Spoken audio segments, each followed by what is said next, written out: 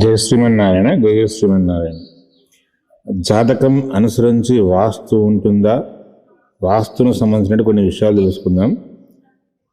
జాతకంను అనుసరించి వాస్తు ఉంటుంది, కానీ వాస్తును అనుసరించి జాతకం మారదు. ఇది గుర్తుపెట్టుకోవాలి. దీని గురించి పెద్ద వీడియోనే ఉంది, కాకపోతే మన యొక్కటువంటి లాంగ్ వీడియోలకు మనకు రీచ్ లేదు కాబట్టి దీన్ని ఒక్కొక్క వీడియో తెలుసుకుందాం. మనము ఒకవేళ మీ జాతకంలో పురుష సంతాన యోగం లేదు అనుకున్నామనుకోండి, ఖచ్చితంగా తూర్పు ఈశాన్య దోషాలతో ఇల్లు నిర్మాణం చేయడం జరుగుతుంది. కోడలు అలిగి వెళ్ళిపోవడం, లేదా కూతురు భర్తను వదిలేసి ఇంట్లో ఉండటం, లేదా స్త్రీ సంబంధిత అనారోగ్యాలు ఏర్పడాలి. మన జాతకంలో అన్నీ ఉన్నప్పుడు ఖచ్చితంగా ఆ ఇంట్లో ఆగ్నేయ దోషాలు ఉంటాయి. ఆగ్నేయ దోషాలు ఉన్న ఇంటిలో మాత్రమే స్త్రీ సంబంధమైనటువంటి సమస్యలు ఏర్పడుతూ ఉంటాయి.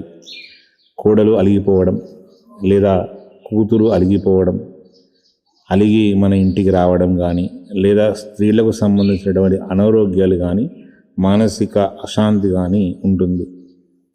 మరిన్ని వాస్తు దోషాల గురించి నెక్స్ట్ వీడియోలో తెలుసుకుందాం. జై శ్రీమన్నారాయణ.